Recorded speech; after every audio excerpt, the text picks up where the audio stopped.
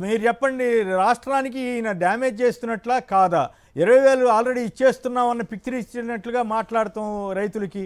పొలానికి వెళ్ళండి అని మా ఎమ్మెల్యేలకి చెప్పటం, పొలం బాట పట్టాలి నెలకో రోజు అని చెప్పి వెళ్ళి ఏం చెప్తారు? ఏం కదా, వరి ఏమాకండి, మీ వరికి ఎవడు కొండ అని చెప్తే నెల్లూరులో 2 సార్లు 2 పంటలు వేస్తున్నారు, ఇవి వేయొద్దని ఇట్లా చెప్తే వరి రైతులకి ఈయన ఎంత డ్యామేజ్ చేస్తున్నట్లా కాదా విష్ణు గారు? సార్ ఇప్పుడు ఒక వారం రోజుల క్రితము చిత్తూరులో పర్యటిస్తూ వరి వేయొద్దు అని చెప్పారు సార్. అది పెద్ద వాళ్ళ సంబంధించిన మీడియాలో పెద్ద ఎత్తున వచ్చింది.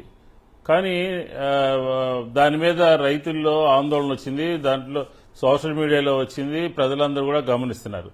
కానీ నిన్న అసెంబ్లీలో మాట్లాడుతుంటే వరి వేయకండి అనేది చిన్న దాంట్లో కలిపేసేసి ఒకసారి వెళ్ళి నెలకొకసారి ఎమ్మెల్యేలందరూ వెళ్ళి అక్కడ కలవాలని చెప్పనేది అది హైలైట్ చేశారు. అసలు వ్యవసాయం దండగా, రాజశేఖర రెడ్డి గారు అన్నట్టు వ్యవసాయం దండగా అని అన్నారు. వ్యవసాయం దండగా అన్నారు, లేకపోతే కరెంటు బట్టలారేసుకోవాలి, ఉచిత విద్యుత్ ఇస్తే అని చెప్పింది సాక్షాత్తు ఈయన చంద్రబాబు నాయుడు గారే. మరి ఈ రోజు నిన్న రైతులందరూ కూడా ఆందోళన చేస్తా ఉంటే, ఆంధ్రప్రదేశ్ అంతా కూడా యూరియా గురించి విపరీతమైనటువంటి ఆందోళన చేస్తా ఉంటే, ఆఖరికి అచ్చెన్నాయుడు కాన్స్టిట్యున్సీలో, అచ్చెన్నాయుడు జిల్లాలోనే, వ్యవసాయ శాఖ మంత్రి జిల్లాలోనే ప్రజలందరూ కూడా రోడ్ల మీదకి వస్తా ఉంటే, నిన్న అసెంబ్లీలో వ్యవసాయ దానికి సంబంధించినటువంటి దాంట్లో చంద్రబాబు నాయుడు గారు మాట్లాడుతున్నటువంటి మాటలు చాలా హాస్యాస్పదంగా ఉన్నాయి. ఎందుకంటే దానికన్నా ముందు ఒక వారం రోజుల క్రితం కలెక్టర్ల సమావేశాల్లో మనం యూరియా ఇవ్వటంలో ఫెయిల్ అయ్యాము, యూరియాకు సంబంధించి అన్ని వ్యవస్థల్ని ప్రక్షాళన చేశాం, కానీ యూరియా పంపిణీ చేసేటటువంటి దాంట్లో మనం ప్రక్షాళన చేయకపోయాము, ఫెయిల్ అయ్యాము అని చెప్పి స్వయంగా ఆయనే చెప్పడం జరిగింది కలెక్టర్ల సమావేశాల్లో. మళ్ళీ అసెంబ్లీలోకి వచ్చేటప్పటికల్లా దాన్ని మార్చేసి ధాన్యం వేయొద్దు, క్యాన్సర్ వస్తుంది అని చెప్పే ఇష్యూని హైలైట్ చేయకుండా రైతుల దగ్గరికి ఎమ్మెల్యేలు వెళ్లాలి అనే ఇష్యూని హైలైట్ చేశారు. ఏంటి ఈ రాష్ట్రంలో జరుగుతున్నటువంటి వ్యవసాయం, ఏంటి ఈ రాష్ట్రంలో జరుగుతున్నటువంటి వ్యవసాయానికి సంబంధించినటువంటి మీరు చేసినటువంటి సంవత్సరాల కాలంలో అన్ని కూడా ఆర్బీకేల్ని నిర్వీర్యం చేశారు. గిట్టుబాటు ధర లేదు, ఇన్సూరెన్స్ లేదు, ఇన్పుట్ సబ్సిడీ లేదు. రైతులందరూ కూడా ఆందోళన పడతా ఉన్నారు. మా ధాన్యాన్ని కొనమని గొడవ చేశారు ఖరీఫ్లోను, రబీలోను. ఇప్పుడేమో దీన్ని గేమ్ చేంజర్ అంట, ఉద్యాన పంటలు గేమ్ చేంజర్ అవుతాయంట. ఈ గేమ్ చేంజర్ ఏంటంటే, మీరు రాయలసీమే తీసుకుందాము ఉదాహరణకి, ఈరోజు మామిడి కానీ, లేకపోతే అక్కడ ఉన్నటువంటి చీనీ కానీ, అక్కడ ఉన్నటువంటి ఇంకొక రకమైనటువంటి పంట కానీ, టమాటా కానీ, ఉల్లి కానీ, లేకపోతే పెసలు కానీ, ఇప్పుడు లేటెస్ట్ గా పెసలు కూడా గిట్టుబాటు ధర లేదు. రైతులందరూ కూడా ఏమని ఆలోచిస్తా ఉన్నారు?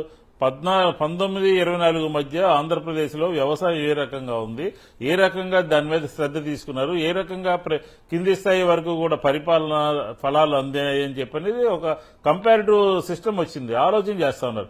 ఈ రోజే ఒక సాక్షాత్తు ఒక ముఖ్యమంత్రి మీరు వరి వేయొద్దని చెప్పని, యూరియానేమో ముందేం చెప్పారు, మొన్నటిదాకానేమో మొన్న ఎక్కడో మాట్లాడుతూ మీ ఇంటికి పంపించేస్తామన్నారు. యూరియా మీ కావాలంటే మీ ఇంటికి పంపిస్తామన్నారు. ఈ రోజు ఏమంటున్నారు, ఇప్పుడేమో మీ పొలం దగ్గర పంపిస్తామన్నారు. అప్పుడే యూరియాని ఇంటికి పంపుతామన్నారు, ఇప్పుడే మీ పొలం దగ్గర పంపిస్తాము యూరియాని అంటున్నారు. తర్వాత 800 ఇస్తామన్నారు. అసలు రైతులకి ఆంధ్రప్రదేశ్ లో రైతులు ఇచ్చినటువంటి షాక్ కి ఈ ప్రభుత్వంలో ఉన్నటువంటి పెద్దలు కన్ఫ్యూజ్ అవుతా ఉన్నారు. ఏ రకంగా కన్విన్స్ చేయాలి, ఏ రకంగా మభ్యపెట్టాలి, ఏ రకంగా మోసం చేయాలి అనేది ఒక ప్రధానమైనటువంటి ఇష్యూగా ప్రభుత్వం మధ్య ఉన్నట్టుగా మనకి ఈ మాటలను బట్టి అర్థమవుతుంది. ఇవన్నీ ఒక ఎత్తు అయితే, అసలు మన రైతులు పండించే ధాన్యం తినడానికి ఎగుమతికి పనికిరాదని ఒక రాష్ట్ర ముఖ్యమంత్రి అంటే, రేపు కొనుగోలుదారులు వెళ్ళి ధర తగ్గించేస్తారు కదా. వీళ్ళు గవర్నమెంట్ కొనుగోలు చేసిన దానికి కూడా ధర పడిపోద్ది కదా, ఒకవేళ కొంటే కొనక తప్పదు కదా. మరి ఈయనే రాష్ట్రాన్ని, రాష్ట్ర రైతుల్ని డ్యామేజ్ చేస్తున్నటువంటి తీరు మీకు అనిపించట్లేదా సార్? ఇప్పుడు కృష్ణా డెల్టా, గోదావరి డెల్టా ఆంధ్రప్రదేశ్లో నైసర్గిక స్వరూపము. కాటన్ గారు కానీ, కేఎల్ రావు గారు కానీ, లేకపోతే రాజశేఖర రెడ్డి గారు కానీ వ్యవసాయాన్ని ఎందుకని తీసుకున్నారు? డెల్టా ప్రాంతంలో వరి పండటం తప్ప, ఆ వరి పండట్లో ఈయన సూచించినట్టుగా 2 పంటలు ఏదో సూచించారు. అది ఆ రెండు పంటలు సస్య పండవి, ఖచ్చితంగా వరి వేయాలి, దాన్ని ఎక్స్పోర్ట్ చేసుకోవాలి, విదేశాలకు అమ్మాలి, పక్క రాష్ట్రాలకు అమ్మాలి, విదేశాలకు అమ్మాలి. ఆంధ్రప్రదేశ్ అంటే ధాన్యాగారం కింద ఉంది. ఒక ముఖ్యమంత్రి దీన్ని పనికిరాదు, వరి వేయొద్దు అని చెప్పేటటువంటి పరిస్థితి అంటే అది అనాలోచిత నిర్ణయం. ఐటీ పట్ల లేకపోతే క్వాంటం పట్ల ఇంకో దాని పట్ల బాగా అట్రాక్ట్ అయిపోయి ఈ రాష్ట్రంలో ఉన్నటువంటి పరిస్థితుల్ని దూరం చేస్తున్నటువంటి పరిస్థితి ఈ రోజు అయితే స్పష్టంగా కనపడతా ఉంది. ఇది ఎందుకంటే ఇప్పటికే రబీలో గానీ ఖరీఫ్ పోయిన ఖరీఫ్ లో ఆంధ్రప్రదేశ్ కృష్ణా జిల్లాలో గానీ ఈ జిల్లాల నుంచి వరి తీసుకుని వెళ్లి తెలంగాణలో అమ్ముకున్నారండి. అదే పరిస్థితి. డైరెక్ట్ గా ముఖ్యమంత్రి వరి గురించి మాట్లాడే పరిస్థితి కాదు. విష్ణు గారు, రేపు తెలంగాణ వాళ్ళు మాత్రం ఎందుకు కొంటారు?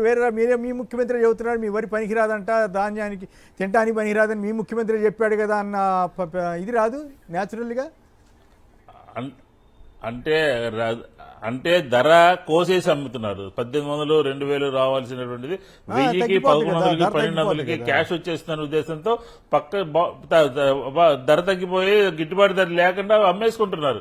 పండించినటువంటి డబ్బులు అయిపోతాయని చెప్పని అంటే ప్రభుత్వం యొక్క నిర్లక్ష్యం. ప్రభుత్వం ఈ రకమైనటువంటి ఐడియాలజీలో ఉండి, ప్రభుత్వం ఈ రకమైనటువంటి ఆలోచనలో ఉంటే ఇంకా ప్రభుత్వం దగ్గరికి, అధికారుల దగ్గరికి ఏం వెళ్తారు, ఏం పండిస్తారు? రైతులు వరి రైతుల్ని పంట నడ్డి విరిచేటటువంటి కార్యక్రమమే ఇది. డిస్కరేజ్ చేస్తా ఉన్నారు. మళ్ళీ ఏవో ఎమ్మెల్యేలు వెళ్ళి వాళ్ళ దగ్గరికి వెళ్ళమంటున్నారు. ఏంటి ద్వంద్వ విధానాలు, ఈ డబుల్ స్టేట్మెంట్లు ఏంటి? ఈ డబుల్ స్టేట్మెంట్లు అంటే మనకు గుర్తుకొచ్చేది ఎన్నికలకు ముందేమో 20,000 ఇస్తానని, ఎన్నికల తర్వాతేమో మనకి సంబంధించినటువంటి కేంద్రం రాష్ట్రం కల్పిస్తామని చెప్పని 2 సంవత్సరాలకి 5,000 రూపాయలు వేయటం. ఇది ఆంధ్రప్రదేశ్ లో వ్యవసాయం పరిస్థితి.